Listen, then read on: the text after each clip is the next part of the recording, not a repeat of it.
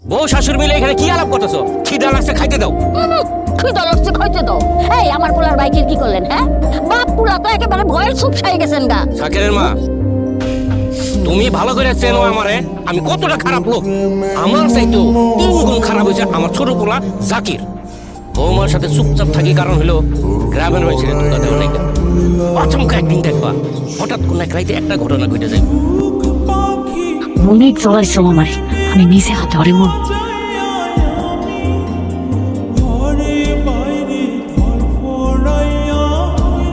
Kilo বাচ্চার আওয়াজ আয় করতে গিয়া কি এর বাসার আওয়াজ?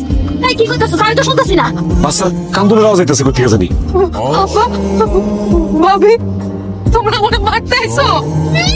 আমার দেশে আমার স্বামীরা ফোন দিয়ে কইছে আমি বলে তোরে নির্যাতন করি। আমার স্বামী এই জন্য বিদেশ থেকে আইসা আমার কাবাদ দিব। ভাবি দাঁড়াও। কেন আপনি জানেন না?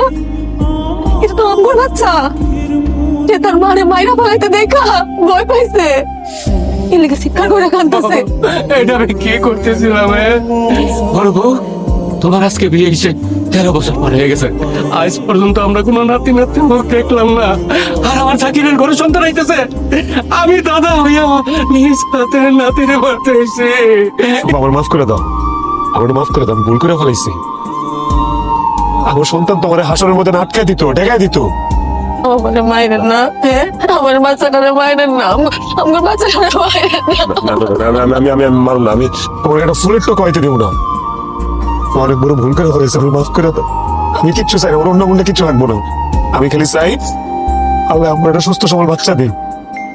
বাবা জাকির, শোনো, তোমার জন্য একটা সুখবর আছে। না আব্বা, আমার কিচ্ছু লাগবো না, আমার কোনো হুন্ডা মুন্ডা লাগবো না। আব্বা, আপনি আসলে এবারে সত্যি মন থেকে ক্ষমা করছেন তো? মন থেকে করছি মানে? হ্যাঁ, আমার অন্তর থেকে ক্ষমা করছি। শোনো বাবা, এদিকে আসো, তোমার হাতটা দাও। হাতটা দাও। আরে তোমার হাতটা দে। এই দিয়ে তোমার হাতটা আমি একেবারে বন্ধনে বাহিরে দিলাম, বুঝছো? এই বন্ধনের বাঁধনটা নিয়ে সারা জীবন থাকে, ঠিক আছে? হ্যাঁ।